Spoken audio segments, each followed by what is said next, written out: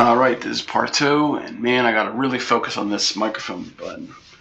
So this is part two, A Comet's Tale, Comet Impacts, and the Propaganda. So right here, I'm going to read you, this is some propaganda from King James.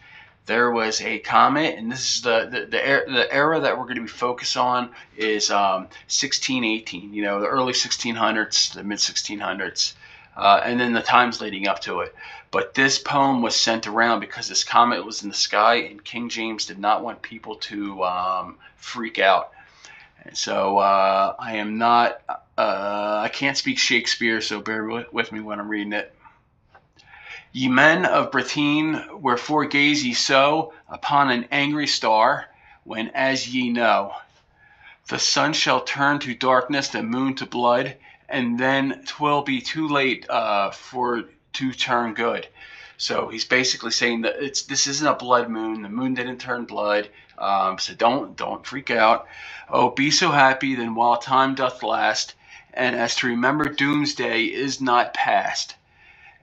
And misinterpret not with vain conceit the character you see on heaven's gate, which is kind of wild, heaven's gate. Which though it bring the world some news from fate, the letter such as no man can translate. And for to guess at God Almighty's mind, where such a thing might cozen all mankind, wherefore I wish the curious man to keep his rash imaginations till he sleep. Then let him dream of famine, plague, and war, and think about the match with Spain hath caused this star.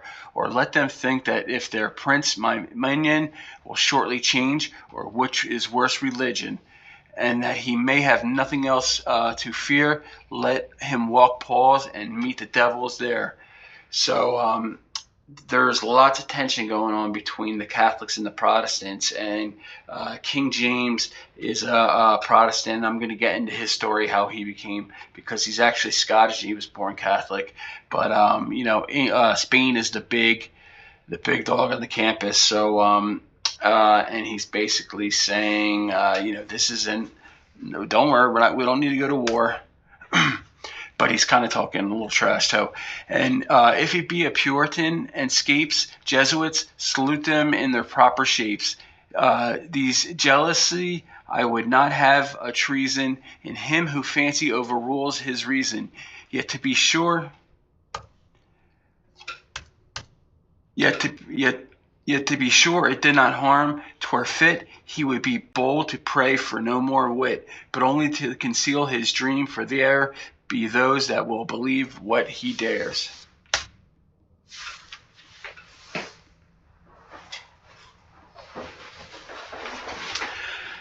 All right, so that was his poem that he put out, trying to tell everyone not to freak out, and like, hey, I'm the one that talks to God. I would know if there's any reason to freak out. But there's plenty of times in history when a comet freaked people out. But same thing with eclipses.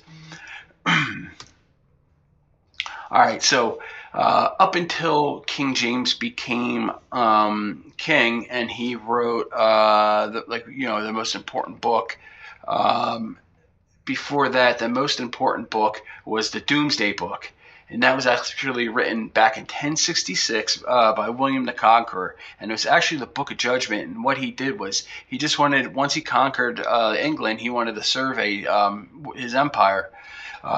This was the most important book of England for the previous 1600 years, and wouldn't be revised for an additional 200 years. So this was the survey of all the land. You got this, and how much money this person owes, and all that kind of stuff. And that was never changed for, 800 years. And people called it the Doomsday Book. And that's William the Conqueror. All right, and I guess two kings before James, and one of the reasons there's so much issue with religion was because of Henry VIII. I think many people might know his story, but his first marriage was Catherine of Aragon, and it was annulled, and his disagreement with the Pope about such an annulment led Henry to initiate the English Reformation, separating the Church of England from papal authority. He appointed himself supreme head of the Church of England and dissolved convents and monasteries for which he was excommunicated by the Pope. So he just made himself the head of the church so that he could just keep remarrying. And that's still a big religion to today. And it also led to other religions. But so a little bit about in France, the French Wars of Religion were a series of civil wars. We don't get too much into it, but it was basically lots of Protestants and Catholics going at it. The 1600s, 1620s. Oh yeah, kick back up in the 1620s. Here's a little graph. If you want to pause, you can read all this. All right, and this is the couple, the Catholic monarchs of Spain. And so there was no Spain before these two. And so she was from Catherine from Aragon, and he was, what was his name? Ferdinand of Castile. But so they kind of were trying to inherit these lands, and by marriage, they knew that they can get them both. Right, that's his name. Yeah, Ferdinand of Aragon. I'm sorry, it's the other way around. Castile was the actual jewel. Let me see. So Ferdinand the Catholic. He was once called Ferdinand the Catholic, King of Aragon from 1479. His death was in 1516. So this is about 100 years before our era, with the Great Comet of 1618, and that's what we're focusing on. Previously there was this. In that poem, King James was talking about like Puritans and cults and stuff like that. So what it was that it was like you were either Catholic or Protestant, but because these Bibles had been translated and people could read them, they started forming their own religions, having their own different interpretations, and so they were picked on. So if they were in a Protestant country, they get picked on by the Protestants. If they were in a Catholic country, they get picked on by the Catholics. And so one of these cults, they ended up having to move to, I believe it was Amsterdam. And they were an English group, but so they, and that was because, they were one of these Puritan groups. Here's Ferdinand. We could skip this. Ferdinand's father had advised the couple that neither was powerful without the other, and that's kind of what made their marriage such a big deal. But their marriage would lead to bigger things, and Spain became the richest country ever, like right after this.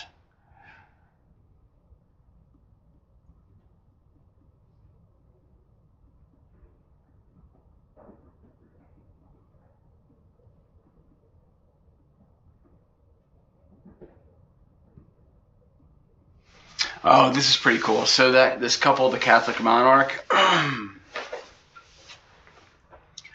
what was it? Catherine of Aragon, and no, I forget her name. But anyways, capitulations of Santa Fe. Columbus's first expedition of the supposed Indies actually landed in the Bahamas on October 12, 1492. Since Queen Isabella had provided the funding and the authorization for the voyage, the benefit occurred to the Kingdom of Castile. And so that was the one that she came from. Aragon was the one from her husband. Can I move this? This thing's in the way. I can't read. Oh, well.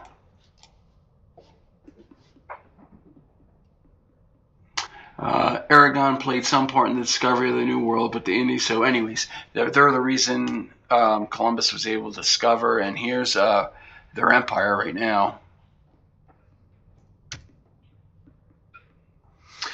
Okay, so one thing that I always keep hearing about is the Byzantines. And so I believe that most of this stuff happened because of the stuff they learned from the Byzantines. And if you don't know, the Byzantines weren't actually called Byzantines. They were called Romans. They lived in Constantinople, and they were surrounded by Arabs. But they continued living like Greco-Romans, and they continued with education and astronomy and everything, while Europe wasn't doing, they weren't doing anything. Definitely not astronomy. So like the Arabs were doing most of the astronomy, and that's why like if you look up the names of stars, most of them start with Al, which is like the, I think, in Arabic.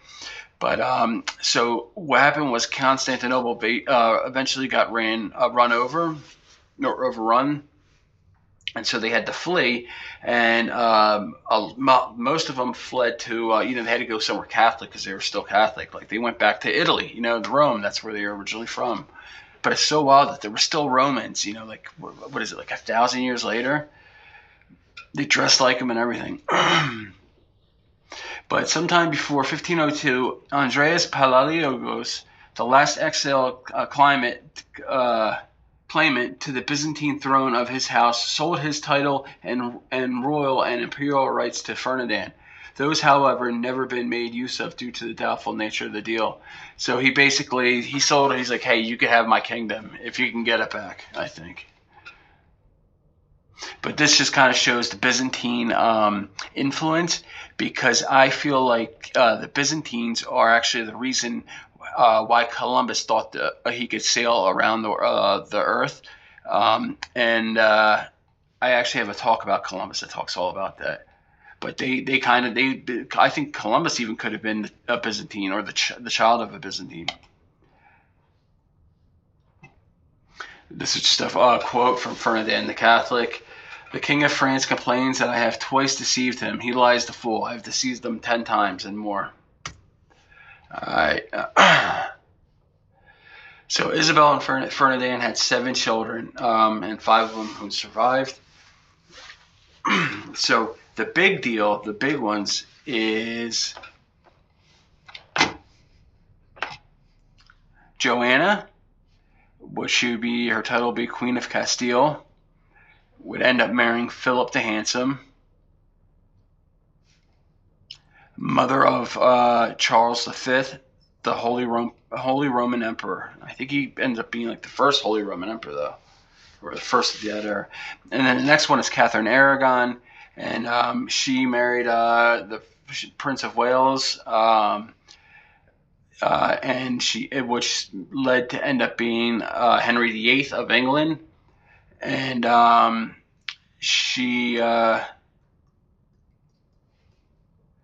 Mary First of, I don't know why it says Mary First of England, but so she ends up marrying Henry VIII. She's the first one.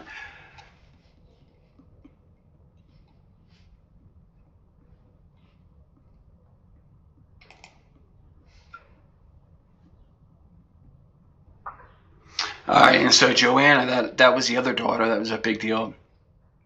And she ends up marrying this dude, Philip the Handsome, which he doesn't look too handsome there. But and so they have a kid, and their kid ends up being Charles V, and he becomes the Holy Roman Emperor.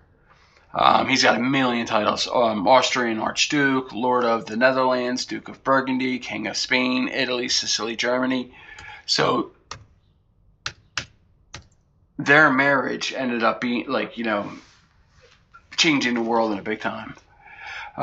His union of European and American territories was the first collection of realms labeled the Empire on which the sun never sets. Now, they were pulling so much gold because they, not just the Aztecs, but when they got the Inca down in Peru, it was more gold. It was the biggest gold find ever.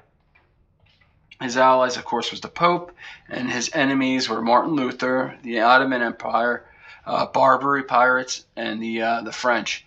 So, which is interesting, is the Ottoman Empire. They're the ones that kicked out the Byzantines. So you still see that real connection.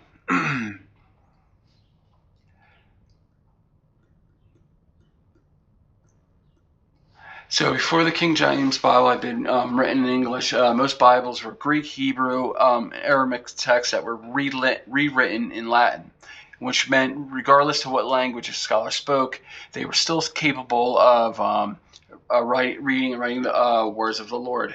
And so that's why they were scribes and everything, but they could, that was the cool thing, because they could all write in Latin. It didn't matter if you spoke Italian, English, you could still understand the, how to read and write. But what you may have not known was At the same time, all scientific papers were also written in Latin, meaning that all the scientists from different countries could communicate with each other, and they could read and write all the same papers. So the science was doing Latin, so they could all communicate as well.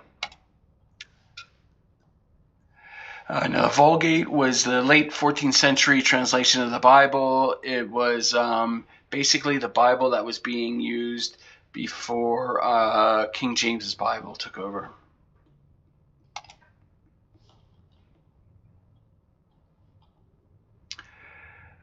All right, so Lorenzo de' Medici. I forget why I wanted to get the Medicis in here, but he does have a daughter, Catherine of Medici, and she marries someone. She marries a king, I think, of France or something like that. So let's see. Catherine of Medici. She, I believe she's originally Italian. Oops.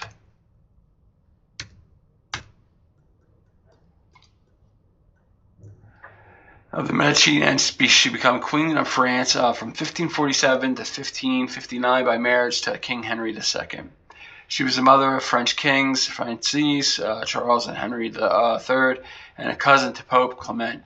The years during which her sons reigned have been called the Age of Catherine de' Medici, since she had extensive, albeit at times varying, influence on the political life of France. So this is her son, Henry II. And Henry II of France was known for his brutality against the Protestants. He would burn heretics alive and cut off tongues, blah, blah, blah. But the monarch faced gruesome death of his own when he was stabbed through the eye by a lance during a jousting tournament in 1559. Henry was also an effective leader. He successfully negotiated a treaty to end the Italian wars against the Habsburgs, Mary's oldest son, Francis, Queen, and then he ends up actually adopting, kind of raising Mary, Queen of Scots, as a kid. And she was down from in Scotland. I guess she was worried. She was on the run because of she didn't want to get taken out by like Henry VIII and all that stuff, because they were disputing over who should be the next leader. So so they took him in over there in France, and she ends up marrying the king of France.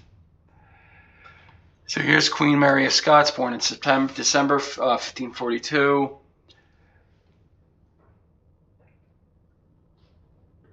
The 6 days following her birth was all the time she needed to rightfully claim her throne. Okay, yeah, so she became queen 6 days after she was born. Raised in France by King Henry II and Catherine de' Medici. And Catherine de' Medici supposedly didn't really like him. Even she was groomed to marry Dauphin France, the future king of France. All right, and this is pretty much everything about King James. He was Scottish, noble. He was born Catholic, but he was raised Protestant, and he ended up becoming a Presbyterian as the King of Scotland. He would eventually unified the Scottish crown with the British crown and Irish crown.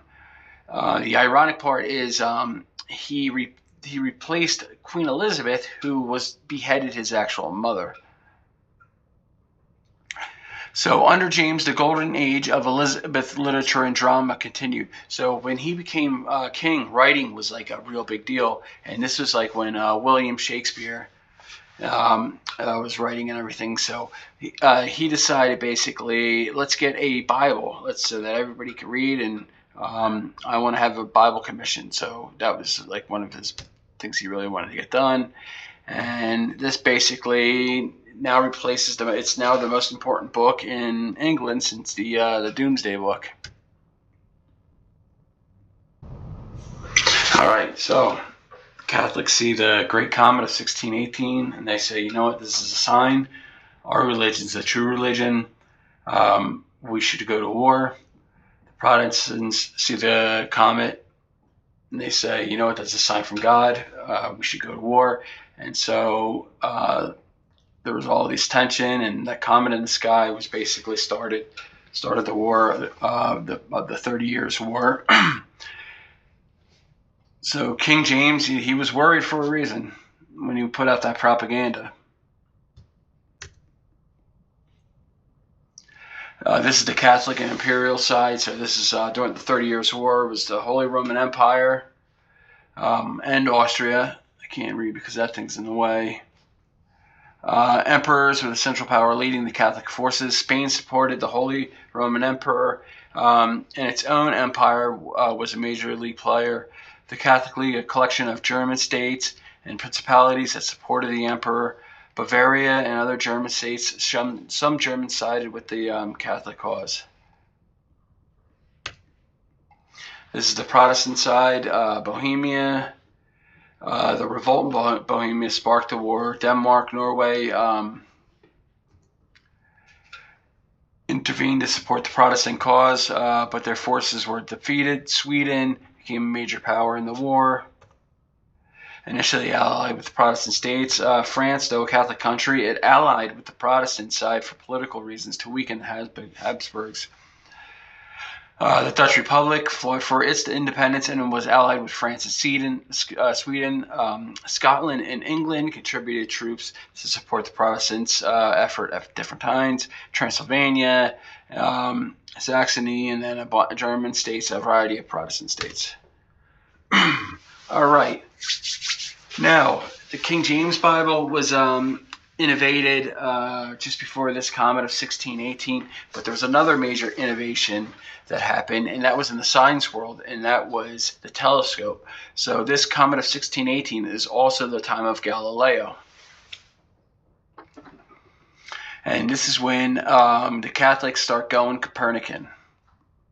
I'll show you real quick. So before, they thought, like the Ptolemy's geocentric was that the Earth was in the center, and then all the planets went around. But then Copernicus, his heliocentric was that the sun is in the center, and that we all go around.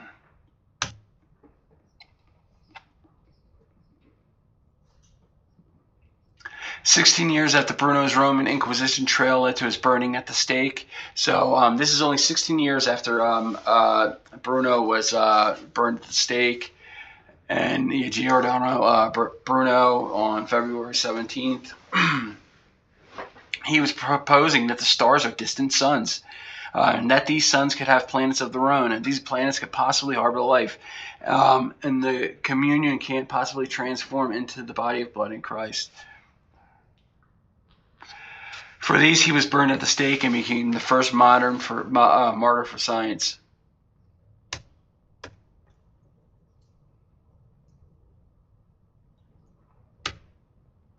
All right, and this is Galileo Galilei, and so he's an Italian astronomer, and he basically improved the spyglass, pointed it up at the stars, and what happened was he saw the moons going around Jupiter, and he said, wait a minute, they're not going around us, so we might not be the center. Everything might not be going around us. And he had also read Copernicus's book, so that also helped influence him. But Galileo had a bunch more inventions, blah, blah, blah. There's a telescope. It's a shame he couldn't quite make out Saturn. It looked like kind of like Mickey Mouse ears. More inventions that he made. Oh yeah, and Cosimo de Medici. So this Medici was one of his. He basically backed him financially, Galileo, and then this guy Ostilio Ricci. He was like his mentor.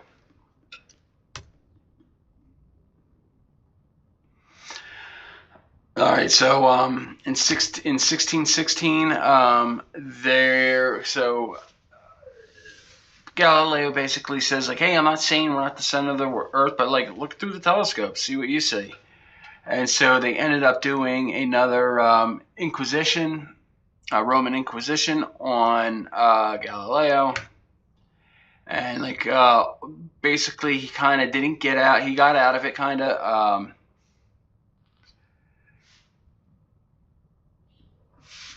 But like he got in a little bit of trouble, and so Galileo, and then Kepler and others advocating the works of Copernicus, heliocentric were banned, so they weren't allowed to like talk about it, promote it. So this is also the time of Kepler. and this is pretty interesting. So meanwhile, Europe is going to war, fighting over this sign from God. The comet, is a sign from God. But at the same exact time, scientists are actually looking at comets. So Galileo had not yet looked at a comet through a telescope. Nobody had. So this would be the first chance that you could look at a comet through a telescope. In a letter to Kepler, August 10th, Galileo complained that some of the philosophers who opposed his discoveries had refused to even look through the telescope. And that's probably because they didn't want to know that he was actually right. This thing's in the way. I can't read all of it. My dear Kepler, I wish, blah, blah, blah, laughed the remarkable stupidity of the common herd. What do you have to say about the principal philosophers of this academy who are filled with the stubbornness and the asp and do not want to look at either the planets, the moon, or the telescope, even though I have freely and deliberately offered them the opportunity 1,000 times, truly, just as the asp stops its ears, so do these philosophers shut their eyes to the light of truth. That's so funny, offering the telescope, people say no.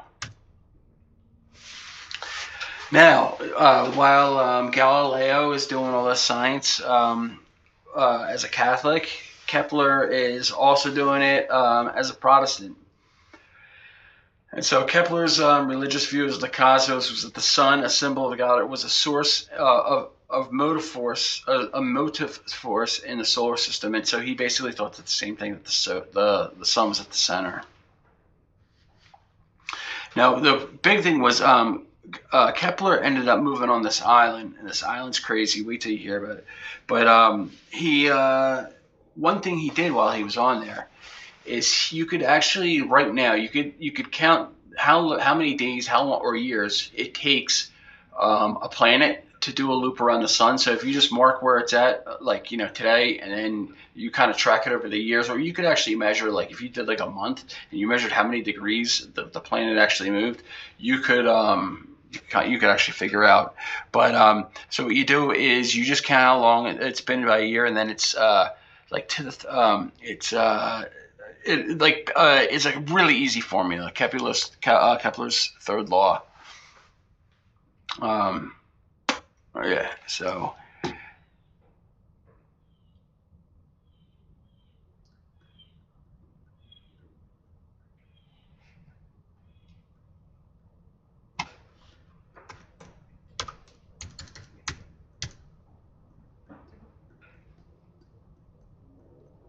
yeah, and so he published this book. He figured out how to calculate how long so by judging how long the planet goes around this takes a loop around the sun, he could figure out how far away it was from Earth, or how far away it was from the sun. And then but the beginning of banning of Copernican books by the Catholic Church, as well as the start of the 30 Years' War, meant the publication of the next 2 volumes would be delayed. All right, this is the greatest statistical anomaly of all time. So a supernova is when a star explodes. And so the star explodes, and then it lights up, and what happens is if you're looking up in the sky, all of a sudden you might see that there's a new star in the sky. Nowadays, you have to use a telescope. You look at another galaxy, and all of a sudden you'll see a star in that galaxy that you shouldn't be able to see. But so you're looking up to the sky, and you go, wait, what's that star? All of a sudden there's a new star. And our ancestors were so much more familiar with the skies, and the skies were so much more complex because there's no light pollution. But if there was a star that didn't belong, they would notice it. But so throughout history, there has so far only been 8 supernovas witnessed. So 8 times, in our galaxy, a star that we normally couldn't see would all of a sudden light up. Sometimes it could go for a year. Sometimes it could be so bright that you could kind of see them in the daytime. But so this has only happened 8 times, and you would think that, back in the day they probably weren't really paying attention, and that the majority of them had happened recently, like we started counting. But that is not true. That's not right, because as a matter of fact, the last supernova to be witnessed was in 1604, and that was witnessed by Kepler. So if you look over here to the right, this is actually like leftover nebula from that supernova. And so it was in 1604. It was a type 1A supernova, and those are the ones that we use to measure the distance to galaxies. So they're a big deal. He meticulously documented it was the last supernova visible to the eye in our galaxy, and it was so bright. So like that's the last one, and it was seen by Kepler. It outshined all celestial objects except for the sun and the moon. The explosion resulted from a white dwarf star in a binary system reaching a critical mass and detonating. That's a white dwarf star, which would be what our sun would turn into. And then that means it started gathering more material. And then this is the craziest anomaly. So that's one of 8 supernovas right there, and that was Kepler, the last one seen. The one before that was witnessed by no one else but Tycho Brahe, and that was in 1572, and it led to be one of the most important books in astronomy. He wrote De Nova Stella, on the new star. And the supernova, now known as Tycho supernova, appeared in the constellation of Cassiopeia and was visible to the naked eye for over a year, forcing astronomers to abandon the Aristotelian idea that the heavens were immutable. Brahe's detailed telescopic free observation showed the new star was not a nearby comet, but a distant celestial event. So this is the crazy thing.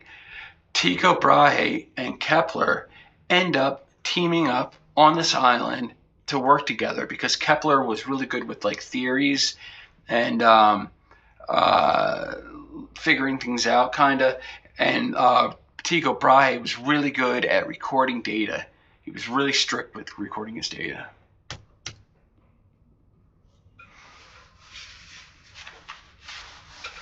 So of the 5,000 stars you could see on a clear night from your hemisphere, you need to know how to recognize that one additional star doesn't normally belong. Only 8 visible supernovas were ever recorded in history, the most recent being the one seen by Kepler in 1604. The previous supernova is considered to be the brightest and most famous ever, and that one was witnessed by his colleague Tycho Brahe. It's just crazy. How is that possible? And the supernovas both is what inspired both of them to get into astronomy. I don't know. That's a golden cherub or a golden beetle, whatever the thing's called. All right. Okay. So this is kind of cool right here. This is the Crab Nebula, and so this was actually the supernova of 1054, and I know that the Chinese document it really well, but I don't really need to tell you too much about it. But the cool thing about it, so there are these Messier objects, and in the first Messier object, it's like interesting things to look at in the sky, basically. With just like a regular telescope, you don't need the fancy for the Messier objects. So M1 is the Crab Nebula, and it came from the supernova that was recorded in 1054. So it's the leftover debris. So it's a good way of learning how what happens when a supernova. Now we actually can look and we can see how old. We know how old they are because they have been dated, which is really important. Oh, and there we go. They were actually on Byzantine coins as well. So there's they would actually put the supernova on the coins, and it says mostly in China, but Byzantine, for whatever reason, they saw it as well. Okay, I just wanted to show you guys this real quick. So this right here on the left, this is me at the in the observatory, and this is one single piece of raw data, but that's the Crab Nebula. So I would take a bunch of this, probably a 5 or 10 minute exposure, and I would just take a picture of that all night, and then I would have different filters, so you get different colors. Then you would stack everything, and it would turn into a really cool image. But that's that remnants of that 1054. So you can look at it right now. And so this right here is a galaxy. It's the Pinwheel Galaxy, and that is the supernova I got to image. I spent a couple nights imaging it. You can see it down here. And this isn't even stacked or anything. Now it's funny they say that galaxies average one supernova every 50 years, but for whatever reason we haven't had one in what 400 years.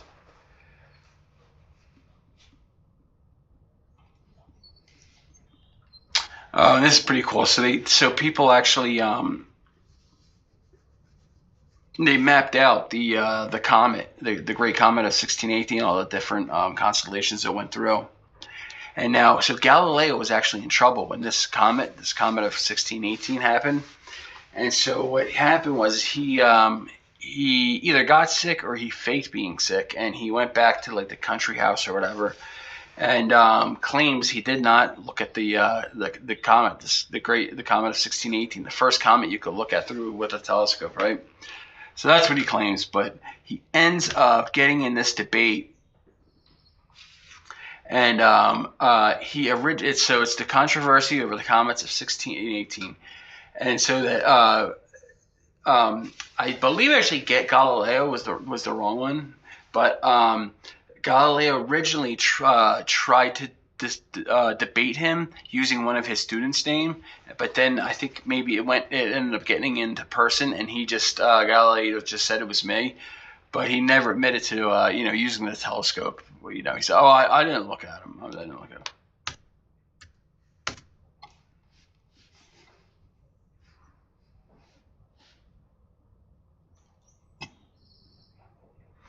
Oh, so I didn't even tell you guys about the cult. So remember I told you it was that cult that went to Amsterdam. So they saw the comet of 1618 and they said, "Oh, that looks like a sign. That must be a sign from God to to travel to find a new world." So this cult, they ended up, because the Catholics saw the comet and decided they wanted to go to war, and the Protestants saw the comet and decided they wanted to go to war, that they weren't paying attention to these smaller groups like Puritans and stuff like that. So this cult, they ended up sneaking back into England, and they hopped on a sweet ship called the Mayflower, and they were able to sail all the way to America and colonize it.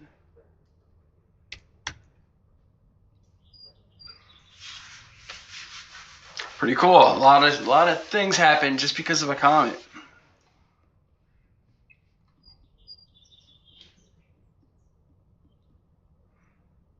All right, yeah, I think that's it. That was good practice.